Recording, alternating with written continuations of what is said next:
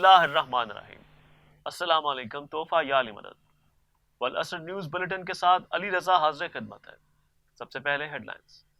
دی economist کی report Bharat کے خلاف مکمل چارج شیٹ ہے۔ بھارت کی مذہبی جنونیت خطے کے لیے بڑا خطرہ ہے، آقائے موسوی۔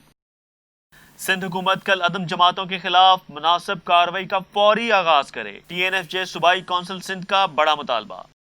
بکتاش کمیونٹی کون ہے اور حضرت عباس علمدار سے ان کو کیسی محبت ہے، دیکھیے صرف والعصر نیوز پر۔ خبریں تفصیل کے ساتھ۔ قائد ملت جعفریہ آغا سید حامد علی شاہ موسوی نے کہا ہے کہ عالمی برادری مذہبی جنونیت کے سب سے بڑے مرکز بھارت کے خلاف اقدام کرے۔ دی اکانومسٹ کی رپورٹ بھارت کے خلاف مکمل چارج شیٹ ہے۔ ٹی این ایف جے کشمیر کونسل سے آقائے موسوی کے خطاب کی تفصیل اس رپورٹ میں۔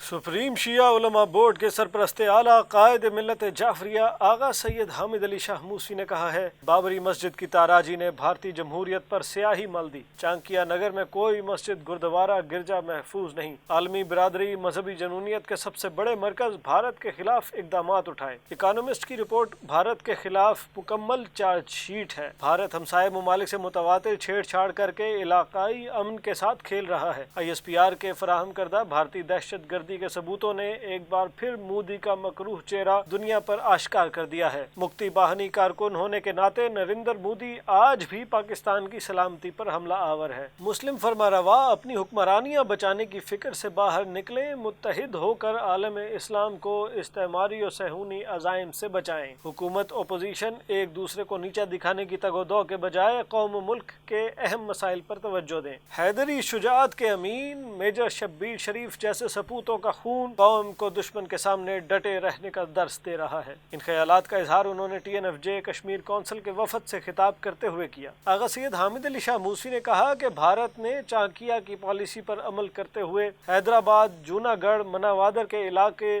جو تقسیم ہند کے فارمولے کے تحت پاکستان کا حصہ بننے تھے پر اس دعوے کے ساتھ کہ یہ ہندو اکثریتی علاقے ہیں قبضہ جما لیا، لیکن اسی اصول کے برعکس مسلم اکثریتی کشمیر کے بڑے حصے پر تسلط جما لیا، اور آج بھی مقبوضہ کشمیر دنیا کے سب سے بڑے جیل خانے کا منظر پیش کر رہا ہے۔ انہوں نے کہا کہ بھارت آج بھی تمام پڑوسی ممالک کو کمزور کرنے کی پالیسی پر عمل پیرا ہے، جن میں پاکستان سر فہرست ہے، اور متواتر پاکستان کے خلاف نت نئے محاذ کھولتا رہتا ہے۔ 3 بار پاکستان پر حملہ کیا، آدھا ملک ہتھیا لیا، دریاؤں کا پانی روک کر متواتر آبی جارحیت کر رہا ہے، دہشت گردوں کی پرورش کر کے پاکستان کا انگ انگ زخمی کرتا رہا، اور آج سی پیک کو سبوتاژ کرنے کے لیے سازشوں کا جال پھیلا رہا ہے۔ آغا سید حامد علی شاہ موسوی نے کہا کہ بھارت پاکستان کی شرافت کو کمزوری سمجھتا رہا ہے، دہشت گردانہ سرگرمیوں کو پروان چڑھا کر الزام پاکستان پر دھرتا رہا ہے۔ پاکستان نے بھارتی دہشت گردی کے مضبوط شواہد عالمی قیادتوں اور اقوام متحدہ کے سیکرٹری جنرل کو پیش کر دیے ہیں، جس سے پہلی بار عالمی برادری بھارتی دہشت گردی پر تشویش میں مبتلا ہو گئی ہے۔ کلبھوشن نیٹ ورک کا بے نقاب ہونا بھارتی دہشت گردی کا سب سے بڑا ثبوت ہے۔ انہوں نے کہا کہ او آئی سی میں کشمیر پر بحث نہ ہونے کو بھارت اپنی کامیابی قرار دے رہا تھا، لیکن او آئی سی اجلاس کی قرارداد نے بھارت کو پھر خفت سے دوچار کر دیا ہے، جس میں مقبوضہ کشمیر کی آئینی حیثیت بحال کرنے اور اقوام متحدہ کی قراردادوں پر عمل درآمد کا مطالبہ کیا گیا ہے۔ بھارت نے گلگت بلتستان کے بارے میں بھی جھوٹے پروپیگنڈے سے اپنا تاثر قائم کرنے کی کوشش کی، جس میں اسے ناکامی کا منہ دیکھنا پڑا ہے۔ آغا سید حامد علی شاہ موسوی نے کہا کہ ازلی دشمن بھارت کی سیاہ کاریوں کو بے نقاب کرنے کے لیے بیرون ملک سفارت خانوں کو مزید فعال کیا جائے۔ تحریک نفاذ فقہ جعفریہ صوبائی کونسل سندھ کا اہم اجلاس۔ علامہ سید اصغر علی نقوی کا تنظیم سازی سے متعلق اہم فیصلہ۔ صوبائی حکومت سے کل عدم جماعتوں کے خلاف کارروائی کا مطالبہ۔ اجلاس کی تفصیل جاننے کے لیے ہم نے رابطہ کیا ہے عمار یاسر سے۔ جی یہ بتائیں کہ اجلاس میں کیا فیصلے کیے گئے ہیں؟ اجلاس کی کچھ تفصیل ہمارے ناظرین کو بتائیے۔ جی بالکل، آج تحریک نفاذ فقہ جعفریہ صوبہ سندھ اور اس کی ذیلی شعبہ جات کا ایک اہم اجلاس ہنگورجہ رانی پور میں منعقد ہوا ہے، جس کی صدارت تحریک نفاذ فقہ جعفریہ صوبہ سندھ کے صوبائی صدر علامہ سید اصغر علی نقوی نے کی ہے، اور اس اجلاس میں تمام ڈویژنل صدور اور ان کی کابینہ اور ضلعی صدور اور ان کے جنرل سیکرٹری صاحبان اور مختلف ذیلی شعبہ جات کے عہدیداران اور نمائندگان نے شرکت کی ہے۔ آج کا اجلاس بہت امپورٹنٹ اجلاس تھا، اس اجلاس میں پورے سندھ کی تنظیم کے حوالے سے بڑے خاص فیصلے کیے گئے، جن میں سب سے پہلے 16 دسمبر سے پورے سندھ کے تمام اضلاع میں ایک تفصیلی تنظیمی دورے کا فیصلہ کیا گیا، جس میں صوبائی کابینہ اور تمام ذیلی شعبہ جات کے ذمہ داران اس دورے میں ساتھ ہوں گے، اور اس دورے کے دوران تمام اضلاع کی تنظیمی کارکردگی کا جائزہ لیا جائے گا، اور تمام اضلاع اور جو تعلقہ ہیں ہمارے صوبہ سندھ کے، اس میں تنظیم سازی اور رکنیت سازی کے حوالے سے مکمل رپورٹس ان ذمہ داران سے لی جائے گی، اور آگے کا لائحہ عمل ان تمام اضلاع کو دیا جائے گا کہ آگے تنظیمی پیش رفت کس طریقے سے آپ نے کرنی ہے، آپ کے وسائل کیا ہیں اور آپ کو کن مسائل کا سامنا ہے۔ یہ ایک تفصیلی انشاءاللہ دورہ ہوگا، اور اس دورے میں تمام اضلاع سے کی تنظیمی کارکردگی کو جانچا جائے گا۔ اور اس کے علاوہ دوسرا بڑا اہم فیصلہ جو کیا گیا وہ مرکز کی جانب سے جو اعلانات کیے جاتے ہیں مختلف ایام شہادت اور ایام ظہور کے حوالے سے، اور اس کے علاوہ دیگر جو پروگرامات مرکز کی جانب سے اناؤنس کیے جاتے ہیں، تمام اضلاع کو اور ڈویژنل صدور کو پابند کیا گیا کہ وہ اپنے آمدہ مسائل اور وسائل کو دیکھتے ہوئے ہر حال میں ان پروگرام کا انعقاد کیا جائے۔ اور اس کے علاوہ کچھ قراردادیں پیش کی گئیں اس اجلاس میں، جس کو تمام شرکاء نے متفقہ طور پر منظور کیا۔ اس میں سب سے پہلے سندھ بھر میں جو آئے دن توہین رسالت کے واقعات رونما ہو رہے ہیں، ان کی بھرپور مذمت کی گئی۔ دوسری اہم قرارداد یہ تھی کہ وفاقی گورنمنٹ نے جن تنظیموں کو کالعدم قرار دیا ہے، ابھی تک یہ سامنے آیا ہے کہ ان کی صرف ناموں کو کالعدم قرار دیا گیا ہے۔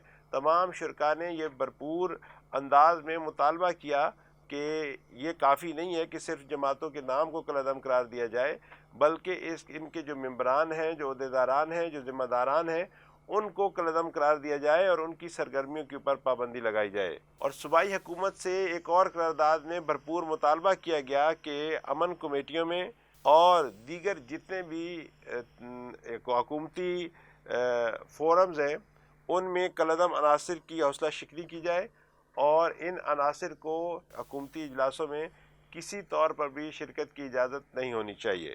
ایک قرارداد کے ذریعے عساکر پاکستان کی قربانیوں کو بھرپور انداز میں خراج عقیدت پیش کیا گیا۔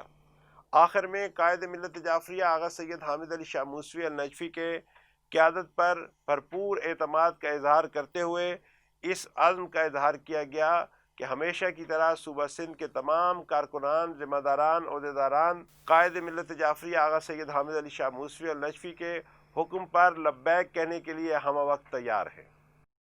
وفات جس کا پڑھے کلمہ اسے عباس کہتے ہیں، جسے سجدے کریں سجدہ اسے عباس کہتے ہیں۔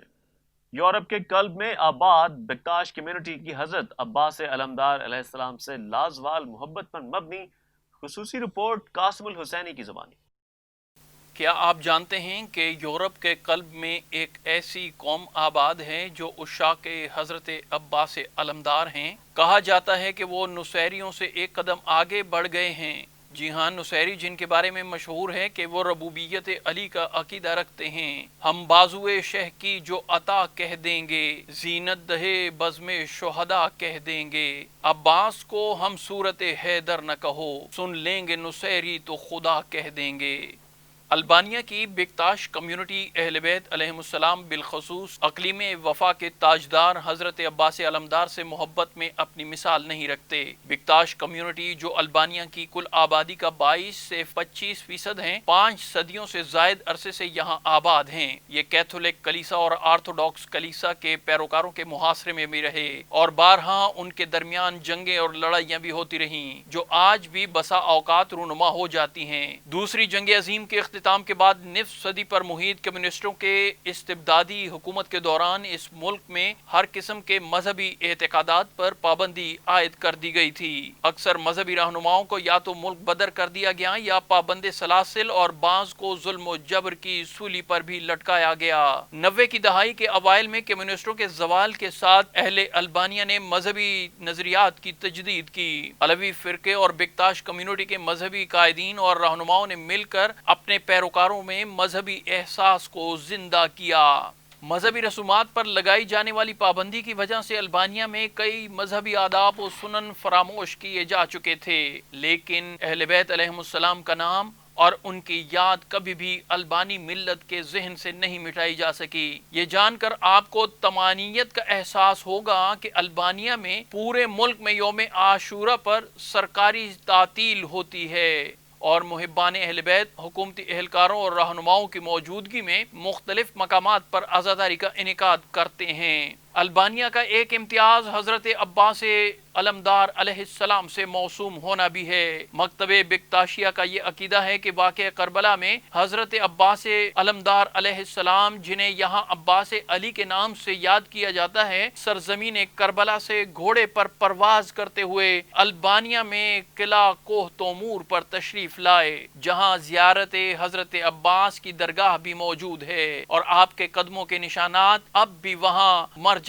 خلائق ہیں۔ گو یہ قدم گاہ مولا عباس ہے۔ ایک اور روایت کے مطابق 300 سال قبل البانیہ سے ایک عزادار درویش کربلا کی زیارت کے لیے تشریف لے گئے اور وہاں سے واپسی پر انہیں حضرت عباس علمدار کی قبر مطہر کی خاک شفاعت تحفے میں دی گئی، جنہیں البانیہ واپسی پر عزت اور احترام کے ساتھ عام زیارت کے لیے پیش کی گئی۔ اس وقت کے حاکم البانیہ نے اس مقدس خاک شفا کو بلند ترین مقام پر محفوظ کرنے کا حکم دیا، جس کے لیے کوہ تومور کا انتخاب عمل میں لایا گیا اور پھر اسی جگہ بارگاہ تعمیر کی گئی، جو آج عباس علی درگاہ زیارت کے نام سے معروف ہے اور مرجع خلائق۔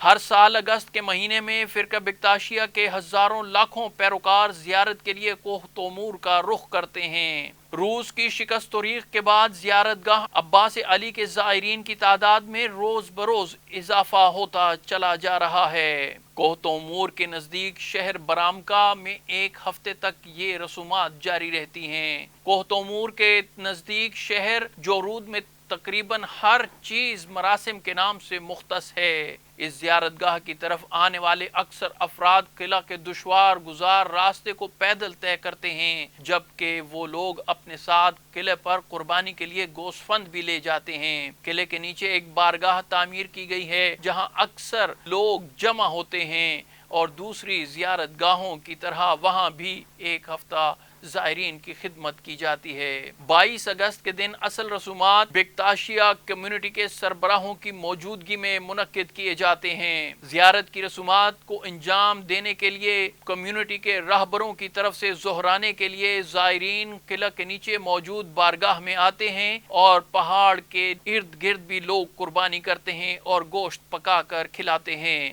بہت سے لوگ اپنے بچوں کی سلامتی کے لیے قربانی کے گوسفند کا خون ان کی پیشانی پر لگاتے ہیں۔ حضرت عباس سے اس قدر عقیدت ہے کہ اس مقدس مقام سے واپسی پر وہاں کی تھوڑی سی خاک اپنے ساتھ گھر لے جاتے ہیں، جو بیماروں کے لیے شفا اور خیر و برکت کا خزانہ گردانی جاتی ہے۔ بکتاش کمیونٹی جوش عقیدت اور حاجتوں کے پورا ہونے پر اپنی عقیدت کا اظہار زیارت پر سجدہ کر کر کے کرتے ہیں، جس سے یہ مراد لی گئی کہ بکتاش مسلک کے لوگ حضرت عباس کو درجہ ربوبیت پر فائز مانتی ہے۔ دراصل البانیہ کے یہ اہل نظر اپنی جبین نیاز باب الحوائج کے در پر جھکاتے ہیں، جن کے مقدس نام کی برکت سے اہل البانیہ کی غربت ختم ہوئی اور یہ اہل ثروت ہوئے، ان کا معیار زندگی بلند ہوا اور تمام حاجات پوری ہوئیں اور نسلیں با وفا ہو گئیں۔ شہید محسن نقوی نے شان حضرت ابو الفضل العباس میں لکھا تھا، وفا جس کا پڑھے کلمہ اسے عباس کہتے ہیں، جسے سجدے کریں سجدہ اسے عباس کہتے ہیں۔ جو ہے شبیر کی قوت علی کو ناز ہے جس پر، جسے زہرا کہیں بیٹا اسے عباس کہتے ہیں، اٹھے طوفان چلے آندھی زمین گردش کرے پھر بھی رہے اونچا علم جس کا اسے عباس کہتے ہیں، جو پتھر پر علم گاڑھے اسے کہتے ہیں سب حیدر، علم گاڑھے جو پانی پر اسے عباس کہتے ہیں، علی کا خون زہرا کی دعا حسن کی چاہت، بنے ان سب سے جو مل کر اسے عباس کہتے ہیں۔ قائد ملت جعفریہ آغا سید حامد علی شاہ موسوی کی جانب سے اظہار تعزیت۔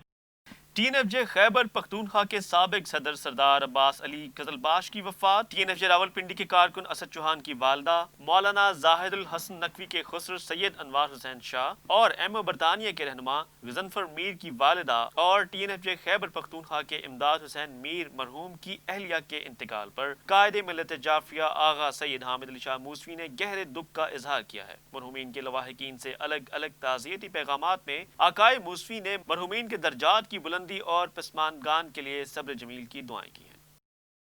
اب بڑھتے ہیں اپنے سیگمنٹ خبریں تیز تیز کی جانب۔